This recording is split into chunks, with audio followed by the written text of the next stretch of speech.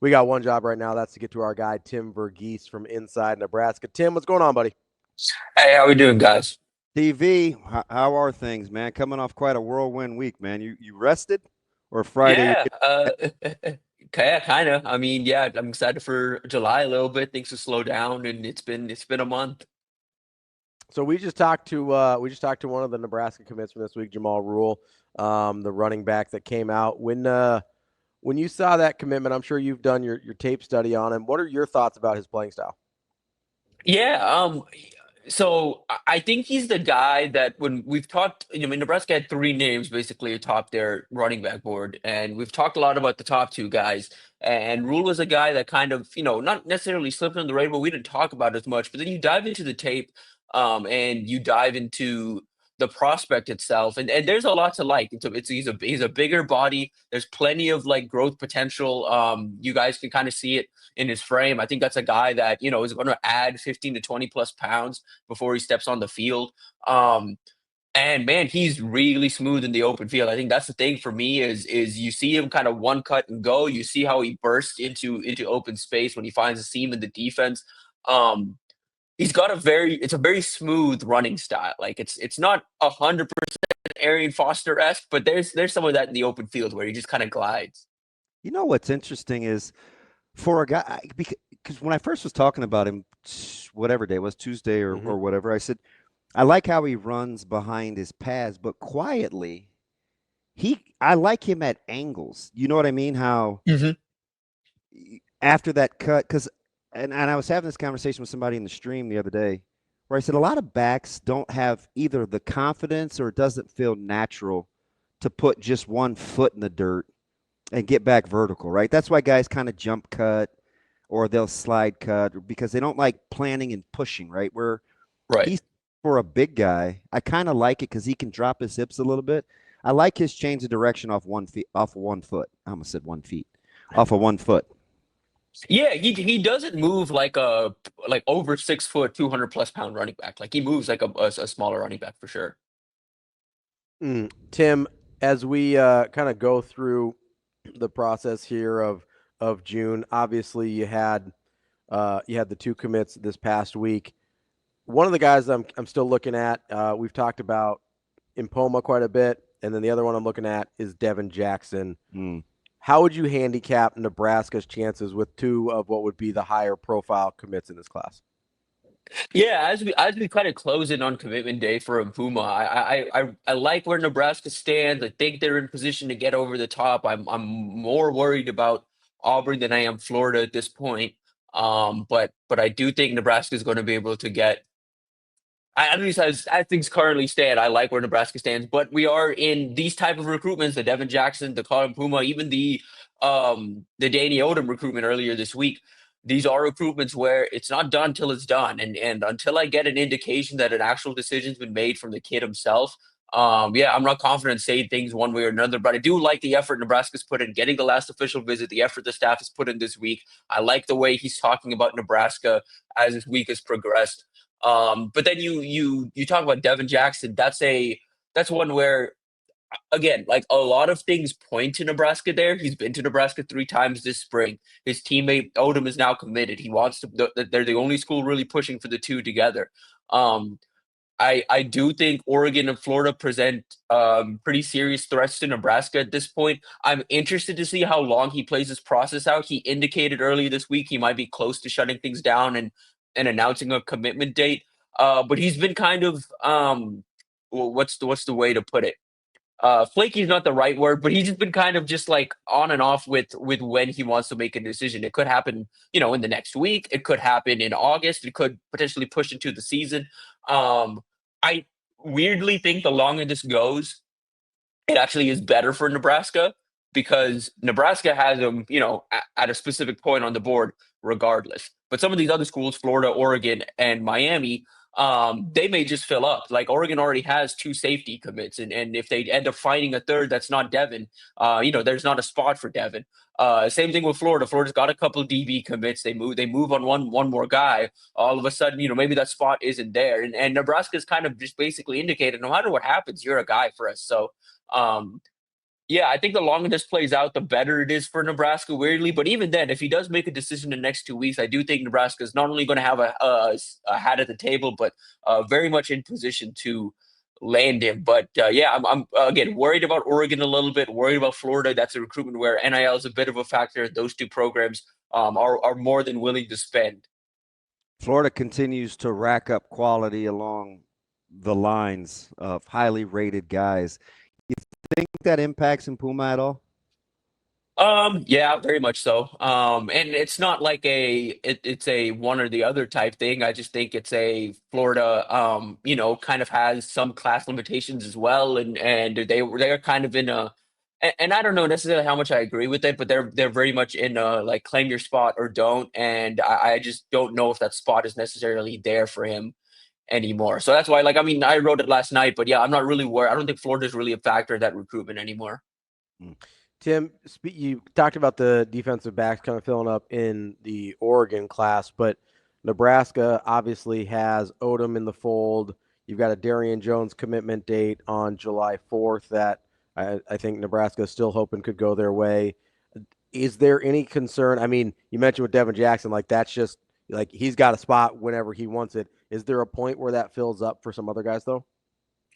Um, Potentially, but like there's not that many other guys out there really. Like, I mean, at this point, it's they may try and work to flip CJ Bronaugh again, or they may, they got Jadarius Hughes on campus for an unofficial visit. They may push for an official visit in the fall. But I think if they're able to wrap up this class, I mean, we all know this is going to be a smaller class. But if they're able to wrap this up with Odom, Jackson, and maybe Jones, I think they're happy with that group of three. Like I think that's probably what they'd be pretty satisfied with. But no, I mean, like I mean, if they do miss out on Jones and Jackson, the board could potentially expand going into the fall. But I know they really like Jackson. Obviously, they like Jones. And would I ideally just like at least one of those guys. And secondary, as we know, is a position they're very young at. They don't necessarily need a whole lot of additions, but they're going to take the quality players they can find. So, Tim, when you're kind of taking a look at, and I think I said this, I don't remember where I was talking about it, but the plan seems pretty clear with what Nebraska wants to do, right? With the youth and the roster. I mean, they get to, and I've heard people say this where, we'd be disappointed in 8. But I kind of look at it like this, and I'm not setting the ceiling at 8. But how I envision this work and is Nebraska wins 8. They go to a bowl with a chance to get to 9. You have 75% of your roster that's redshirt freshmen, sophomores, redshirt freshmen, or freshmen, right? So you're relatively young. You put yourself in a position to have those guys be a year older. Mm-hmm. You've clearly shown that you can develop if that turns out to be your record. I think it firmly puts them in a spot to be, I don't know, top 15-ish heading into 2026, and you still get to supplement through the portal as opposed to having to supplant. Ideally, that's how it works out for Nebraska with these next couple of class sizes, right? Yeah, that's ideal. And again, like part of that too is some of the additions they've looked at here in this, all of the additions they've looked at here in this 26 class have been intentional. It's intentionally like, okay, this is a guy we think can contribute day one. Or this is a guy that we know for sure we develop, we put him in, we put him behind the scenes and kind of let him develop for 2-3 years, and he's a guy that down the line can be a guy for us. But it's all very intentional. They're not taking some of the swings they have in years past where it's like, oh, we're taking a chance, maybe this guy develops, maybe he doesn't. It's a very intentional swings when they do swing on these developmental type prospects this year. But I also think it's very intentional how they're approaching 27, where you win 8-9 games in the fall. All of those guys are going to come back in the spring after previously visiting this past spring and summer. Maybe stop through for a game in the fall, see Nebraska kind of building some momentum, and they return in the spring to get peer recruited by Trey, to get peer recruited by the staff, and Nebraska's gunning for again that pretty a elite top 2027 recruiting class. Tim, I'm always kind of fascinated on the other side of the ball. We're talking a lot about defensive backs, but the wide receiver kind of recruitment process as well. Obviously, they're still in on a couple guys in Nayland Scott and Larry Miles, but it sort of feels like, and maybe this is just the way it's gone, it sort of feels like not just Nebraska, but a lot of teams are happy to go through the portal, find a guy that's got some production and maybe some years left and put their wide receiver room together that way. Is that the sense you get with Nebraska's recruitment, or they've just had to do that because of some of the gaps they've had in the wide receiver recruiting? I think they've had to do that. I think they don't, I mean, everyone would ideally, because for a bunch of different reasons. It's cheaper, it's arguably better, and you also get just the opportunity to develop these guys over multiple years to recruit at the high school level. That's every position. That's not just we've talked a lot about it with the defensive line, but it's every position too. Like with wide receiver, um, it's just you get the opportunity. For example, you get like if Nebraska's able to flip a Nayland Scott, um, you get the opportunity, as long as obviously that guy stays on campus, to develop him over the next 2-3 years and get that guy into a position where, okay, yeah, like we got 1 year of Dane Key. This is a guy that reminds us a lot of Dane Key. We get 3-4 years of this guy, not just 1 year of him, and we get to develop him, and we get to kind of see him grow, and develop chemistry with our quarterback room. So down the line, it's like, okay, we're not just throwing him into a situation he has one off season to get fixed. And obviously, there's give and take with that. For like, with the talking Dane Key, for example, you're not going to find a Dane Key type guy out of high school. At least Nebraska isn't at this point in time. You're not going to find I agree. this level Dane Key. You could find high school Dane Key, but you're not going to find the Dane Key that we have right now, just out of the high school ranks. And so it really is pick and choose. But I do think Nebraska ideally would like to recruit it through the high school ranks. I mean, this cycle, they already have Devion committed. They're gunning for Larry Miles. They're gunning for Nayland Scott. I think if they get those two guys, they probably wrap up the class right there. And then you feel pretty good about the receiver room moving forward, even if you do lose like a Dane Key to the league or graduation after this year, because you have an Isaiah Hunter stepping up. You have another year of Ja'Cory Barney. You have Cortez Mills coming back. You have Quinn Clark. You have Isaiah Mosey. And then you have, hypothetically, if they do get these guys committed, a Nayland Scott and a Larry Miles jumping into the room. And both those guys, I think, are capable of contributing pretty early in their college careers. So if how do you? Okay, so Nebraska understands their needs, right? That's kind of how they're recruiting. And I get you want to build in the trenches, O-line, D-line, and you'd like a few more defensive linemen, obviously, on the radar, depending on how it shakes out. But so how do you balance the excitement of what's happening outside around the skill without being discouraged about what's happening up front? Because it's not due to lack of effort or targets. I still think Nebraska clearly knows what they want to do up front. Yeah, and I think if you want to have some like hope or something encouraging about defensive line recruiting right now, it's Nebraska knows what they want, and they aren't really going to like lower that standard or just to fill up a spot in the class. So yeah, they've missed out on some guys. They're going to look. They're going to do their due diligence, but they're not going to go out and just like reach on a guy for the sake of reaching on a guy. Like I don't expect that. It is a position that needs to be addressed.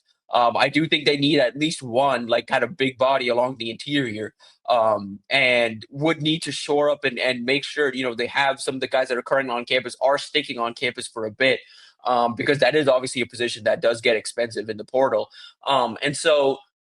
Yeah, I'm interested to see how Nebraska approach that. I think that's going to be a position where this summer I expect them to do some scouting, do some evaluating, figure out if there's any hidden gems out there, if there's a late bloomer or someone they can get back in on along the line of scrimmage. Because yeah, that's a position that needs to be addressed. They've had some again tough misses. They still wait on Valdensone. I'm not super confident there.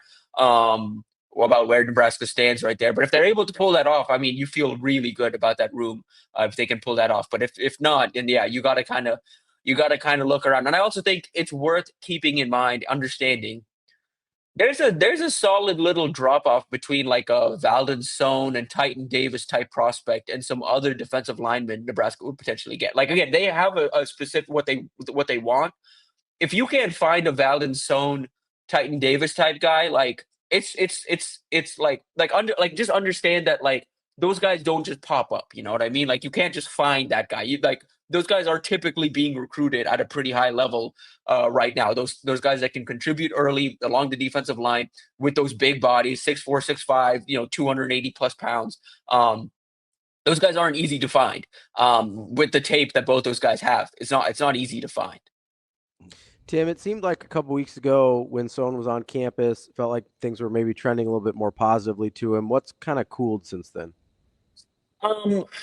I just think the fact that I think the draw of the SEC. I think the people around him have kind of pushed the SEC. I think there's this idea that for him, even with some of the potential NIL limitations he may have as an international prospect, just the idea of being a top of board target at a place like Georgia and a place like Florida that, again, objectively, specifically Georgia, has had a more successful recent trajectory of developing defensive linemen. I mean, it's hard to kind of ignore what Georgia's done along the defensive line. You've got Texas involved a little bit too. It's hard to ignore what they've done along the defensive line. Florida wants them bad. Florida's had, maybe doesn't have the draft success, but you look at the D line right now in the next 2-3 years, you're going to see a couple first and second rounders along the line of scrimmage from Florida get drafted. So I think that's really part of it, is just the developmental aspect and the NIL. And again, Nebraska is going to be able to spend. And Nebraska is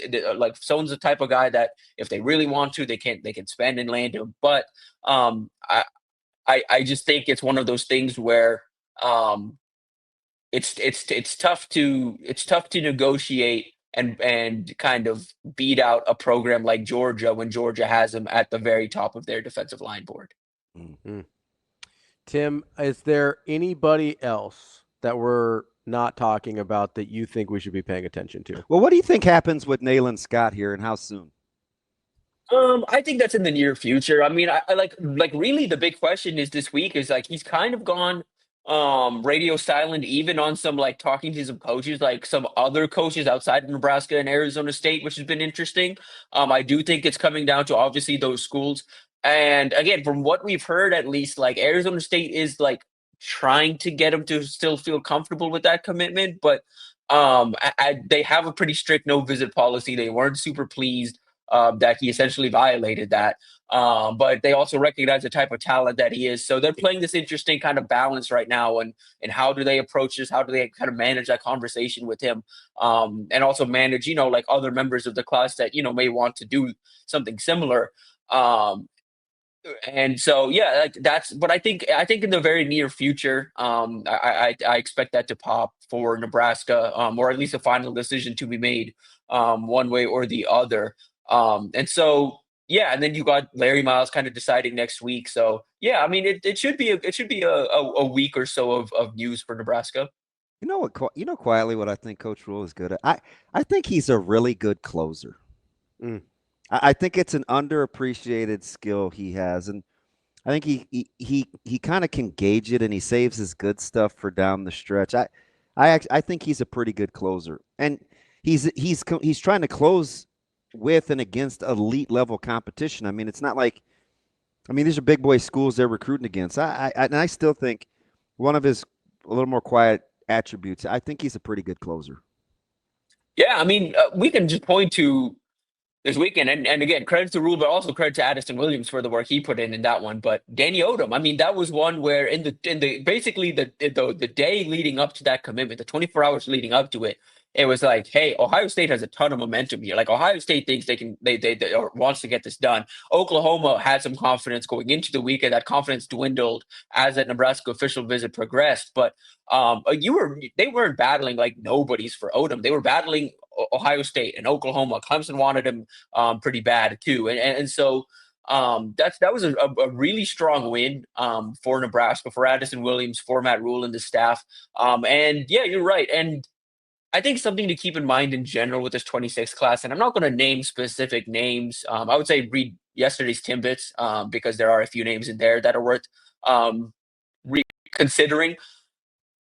Nebraska kind of understands the quote unquote second recruitment really well. Like the way they positioned themselves for CJ Brona was to capitalize on that second recruitment and do what they could to win that second recruitment. And on paper, they did a lot of things right. They obviously secured his commitment, but then the second recruitment, they knew Florida was the biggest threat. So they strategically were able to get their official visit after Florida. They couldn't account for Florida getting him back on campus for that unofficial visit, but they were able to get him on campus that first time right after Florida, felt confident coming out of that weekend. And so there's different timelines here. For example, a Titan Davis is his first recruitment is now done. He's committed. Something changes this fall, or he starts to keep an eye out on some things in the fall. I would imagine Nebraska finds themselves right back in the mix, just like they did with Dawson Merritt and Cortez Mills last year. You look at a guy. They know how to circle back. Yeah, exactly. Valdenstone, another one. If a decision is made somewhere else this summer, I wouldn't be surprised if in the fall Nebraska pushes to get him back on campus for a game. Nebraska has some momentum, and it's like, oh, it's maybe not as early as the Michigan game, but you push further into the season, it's the USC game. Like, I circled those two games as look and see who the 2026 guys Nebraska gets in for that Michigan game and that USC games, because it's a good indication, one, obviously, of who they're trying to flip. But two, how they view this process, because it's not about winning the recruitments in June alone. It's about winning the recruitment in the fall and making sure you secure these guys' signatures. Like Danny Odom, they're going to have to fight till the very end to secure his signature, but they know that, and they're confident in their ability to win out that recruitment because they've already made him feel so comfortable in Nebraska. They already have, some familiar faces around him in Nebraska, and they think they're going to be able to, get that done when it's all said and done, get him to sign come December. So, Tim, you mentioned something with Nathan Scott there and the ASU no visit policy there that I'm sort of fascinated by. You said they weren't real happy with it, but kind of because of his talent, they're going to let it slide. Like, how does that usually work? We know there's a few schools that have these sort of no visit policies for their commitments. Like, do schools actually cut guys loose if they take a I know two coaches visit that do. if once they're committed, or like how does that typically work when they have those no visit policies? Yeah, I mean, we've seen it happen. I mean, Oklahoma's done it to guys before. Clemson's done it to guys before. Both of those schools are pretty. Yeah, and both of the schools are pretty strict about it. Pretty and I've heard multiple times over the last year. It happened last summer. It happened this summer to guys that eventually ended up at Nebraska. That guys that, for those that don't know, so what what Oklahoma's current staff does is they give all their recruits like this poker chip, this I'm in, all in type chip. And when a guy's ready to commit, he gives in that chip. When he gives in that chip, he's done. The recruiting process is done. That's the staff's expectation. There's no more visits. There's no entertaining other schools. You're committed to Oklahoma. Over the last year, we've heard multiple times Oklahoma is essentially prevented a guy from turning in a chip because the guy also says, but can I still take official visits? Or can I still do this? And it's like, well, no, you understand the rules of this. You can't turn that in. So there's been guys that have tried to commit to Oklahoma and been like, hey, I'm in, but I want to make sure I'm doing my due diligence to see. It's like, well, don't commit to us until you're for sure. And it happened last year with Cade Petrak. Nebraska found their way back in, won that recruitment. And I mean, it happened with a couple guys this year that are still kind of waiting. One that I do think is ultimately going to pick Oklahoma. One that I think is going to pick Nebraska. But it's interesting. It's been very interesting to see how strict Oklahoma and Clemson are and how much they stick to their guns on that stuff. While you have other programs like in Arizona State and some other programs that don't love the fact that their commits are making visits elsewhere, and how they approach it, how those conversations work. Because for a guy like Nathan Scott, a 4-star receiver that's a top of board target for Kenny Dillingham and that staff, what are they supposed to do? They can't really drop his commitment. But if there's 3-star in-state Arizona State guy that's the 4th interior offensive line commit for them, 4th on the board for them, offensive line commit, and he's making visits elsewhere, I think they have no problem cutting him. Interesting. Yeah. Have you seen how does that play with recruits? Is it have you obviously Clemson recruits at a high level, Oklahoma recruits at a pretty high level. I think that has more to do with their brand name than the no visit policy. But have you seen that play out versus other kind of programs' philosophies? Because it's about fit. If there's a specific guy that's an Oklahoma or a Clemson fit, And Clemson and Oklahoma recognize that. They understand that. And so they recruit that way. And so, yeah, like for the most part, the guys that are cool with it are also Oklahoma type guys or Clemson type guys. And it's the same way, like there's a Notre Dame type guy. Notre Dame looks for a certain, Yeah, off the like field, on the how field about their tight combination. end? I Oh yeah, mean, I mean, what a win! Yeah, who saw that coming?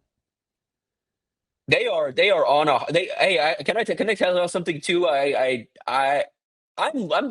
like squinting a little bit at Brian Kelly right now because Brian Kelly used to complain about recruiting to Notre Dame, and Marcus Freeman has had no problem whatsoever getting the guys that he wants to South Bend, Indiana. How about like I had to take a double take. I mean, the graphic was easy because it was green with the gold helmet, but I was like, where did Notre Dame come from for him? That yeah, if you not checked in on that recruitment, that was everyone believed Ian Premer was staying in the state of Kansas. No one believed he was leaving the state. They thought it was Kansas State. They thought it was Kansas. This wasn't like Lincoln Kerr last year where he was entertaining Oregon. Like, yeah, Ian Premer was entertaining some of these schools out of state, but it felt like a foregone conclusion that he was just going to end up a Jayhawk or a Wildcat. Notre Dame pulling that off is incredible. Yeah, it's that one and the Joey O'Brien commitment. I don't know if y'all have watched a whole lot of Joey O'Brien. We just saw him at the Rivals 5-Star Challenge earlier this week. Like 6'4", 6'5" ish safety. Legit, like true like midfielder, like or center fielder type like safety prospect. Like there's the Kyle Hamilton comps are easy, but that's just kind of what you watch him play, and you're like, oh yeah, this is just kind of like Kyle Hamilton. Nebraska was one that wanted him really bad, but were never able to get him on campus. Oregon wanted him really bad. Penn State wanted him really bad. The kid was desired everywhere, and Notre Dame found a way. Again, and you're Notre Dame going up against programs that are power players on the NIL side of things, and Notre Dame found a way to get that done. We talk so much. Go ahead. I was going to say, even with a guy like, see, I follow him closely just because there was some highs and lows with him. At first, there was the buzz coming out for the draft. Then it was kind of that he was pigeonholed. Well, how versatile is he? Mm-hmm. The Ravens at first were like, we're going to use him like this. Then it turns out, okay, he can play close to the line of scrimmage, but we got better as a secondary last year when we put him back in the half. He was an interesting guy because people weren't always so sure that there was could Ed Reed still play those traditional deep hole kind of cover 3 deep shell safeties? It's hard to play those guys sometimes without a little versatility. I'm always a little leery with the Kyle Hamilton one because I think it's helped him since he's been in the league, but I thought it hurt him a little bit during the draft process. Yeah, very much so. And that helped him because I followed that close and I was like, well, now it's a strength for him. You guys kind of held it against him in the draft workout, but I think when people see that how Notre Dame could use guys like Watts, who has a specific kind of style he has to play, right, to accentuate his strengths. I think Notre Dame may be okay with finding that. Yeah, and again with Hamilton specifically, just weird tangent there, but they changed his role a little bit last year to just fit the Ravens defense because of some injuries in the secondary. I'm really excited to see what they do with Kyle Hamilton now that he's playing opposite Malachi Starks, because I love Malachi Starks, the safety, and I think those two in the back, you can it's stealing. It's just good teams just find ways, man. Like with good quality football teams. I didn't almost cry, but you weren't happy. It's gonna be tough because I think Starks has a tremendous amount of flexibility, and he's so fun. Hamilton's IQ is off the charts. Like they'll be stealing back there. Yeah, stealing. Can Especially I tell you with how these defenses have evolved now, where they show late and they kind of shell you, and they can play 4 across, and those two are going to be a menace. Yeah. Can I tell you a quick Malachi Stark story? So when he showed up at he played at Jefferson High School in Georgia next to Sammy Brown, who, if y'all know who Sammy Brown is, the linebacker at Clemson.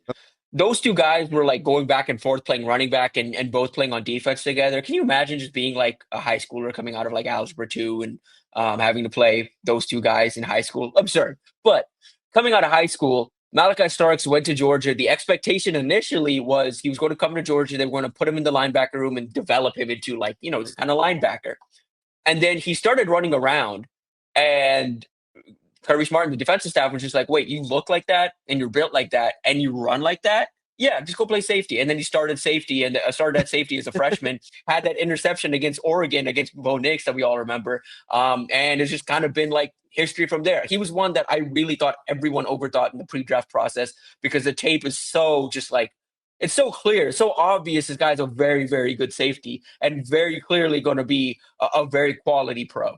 I think I quietly though, TV, I think safety is a tricky eval for the league. Oh yeah. I think it's a tricky eval. You have to, it's kind of like tight end, where it's very hit or miss, and sometimes the easy projections aren't the ones that work, but sometimes it's like, oh, like you got to squint a little bit, you got to kind of move them around, but you just got to look at Lewis Seen. Yeah. I mean, that guy's man. I mean, he couldn't win a job in Minnesota. Mm. I mean, he was all world at Georgia. Yeah, I love Lewis Seed. Yeah, that was one. Yeah, did not coming out. Yeah. I almost, and I'm afraid to do it with secondary guys. I almost pegged him as can't miss. I thought he was range. Yeah. I thought he could flip. He could tackle. I don't know what he didn't. He didn't always stay healthy in Minnesota, but they moved on off of him quickly. Mm-hmm. Yeah. I'm watching. Something I'm going to keep an eye on moving forward is the linebackers and safeties at Georgia currently under Kirby, how they continue to do in the league. Because we see, they have some hits, they have some misses, but they've had some weird misses. Guys that I thought would for sure hit and have not. And I wonder a little bit if it's like a Lewis Scene, for example. In retrospect, is it he was kind of able to do what he wanted because he was surrounded by such exceptional talent around him, and he doesn't really get to do that in the league. Yeah. Yeah. Getting a little Buda Baker. Well, shoot, I'm wondering how they would use guys like maybe Ed Reed's a bad example because he is an HOFer. But I mean, stylistically, my man could deep hole like you would. I'm like, they would just they would get him on overs and slot routes. Like he would Troy Palmau. Mm-hmm. Like I don't know if he could. I don't know if he could play in 2025. They tried to make Troy Polamalu like a dime linebacker or like a nickel backer in this league. Yeah, right. They'd play him in the box. Yeah, they'd be like, oh, you're specifically you're in sub packages. Yeah, the game is played differently. It's hard. Like what would Brian Dawkins do? Oof. He's probably not big enough to do. I mean, he's a menace. Yeah. Like I love B-Dawk. He's like one of my favorites of all time. But I mean, what would he play? A nickel will? Yeah, I mean he's little for that, isn't he? And they would put him in coverage. Yeah. He'd be like Deion Buchanan. Oh, good call. Good call. Tim, are you sure you weren't supposed to have been born in the 70s? Tim, next week I kind of do want to talk about Brian Kelly. You sort of brought him up in passing with the Notre Dame. But this cause you're wishing ill will. Like you're so out on this guy. I'm not wishing ill will. I just am wondering, like, LSU was supposed to be an easier place to win than Notre Dame. Like it just is, right? Yeah, it's supposed to be, but yeah, and so much of it, like, yeah, I wanted to get into it. We can definitely talk about it next week too, but like, man, dude, I like listening to recruits that are recruited by Notre Dame talk about Marcus Freeman. It's like recruits that talk about Matt Rhule, like, and it's to a different level because Freeman is younger and he's, like able to kind of connect with these guys at like a personal level and do some of the stuff. And like, he kind of is very hands-on in the recruiting process in a way that Kelly wasn't. We're going to have that discussion because I got to say this, and I know we've kept you for 55 minutes. So DJ Rezak, obviously, really, really, really good friend. However the recruitment happened with Teddy, he's at Notre Dame now, whatever, right? Said on multiple occasions, and he and Coach Rhule have talked since then a ton, the similarities DJ draws between Coach Freeman and Coach Rhule for a guy whose son wasn't recruited properly by Nebraska that can still be objective. Yeah. He compares those two all the time in terms of their mannerisms and ability to relate with young people. It's funny you say that. And that's a guy that would know firsthand. Because he's seen both. He's seen both. Close. Yeah, it's impressive, man. Yeah, Freeman doing what he's done there. I'm a huge fan of him. I really like the way he does things, the way that program operates right now. Um, they're they're going to be back in this mix for sure as long as this continues. And I think they need to get quarterback right. I think that's something that is going to be interesting for them to navigate. Wide receiver as well. But they do so much right on the defensive side of the ball in the trenches. The way they handle recruitments. They're not the standard necessarily, but if you're looking for a program that's doing things the right way right now, it's Notre Dame. And they have a very advantageous way to schedule too. So He makes it really. They can play that game as well. He makes it really hard not for Notre Dame. I will say, and this is kind of the thesis I want you to think about next week when we talk about Brian Kelly versus kind of a Marcus Freeman, is it seems like to me Brian Kelly is a very pre-NIL transfer portal type of coach, and Marcus Freeman is almost perfectly built for this world. So that's kind of, and I want you to like maybe other guys that those things would fit to. Yeah. One statement on that, I would just say this in general, because people underestimate this all the time because they assume recruiting comes down to money now. Relationships matter right now more than they ever have. Yeah, because everybody's for sale, right? So you want to know what's legit. Yep. If you're a rich guy, you want to know, like, okay, does she like me for me or does she like me for the money? Yeah. Like, that's kind of everybody in college football now. I'm telling you, if Nebraska wins, it's that due diligence that's going to pay dividends. You watch. Tim, appreciate the time. Got a little homework for you next week, as we like to sign every once in a while. So think about that. We'll talk to you next Thursday because we're off on Friday. Yep. Sounds great.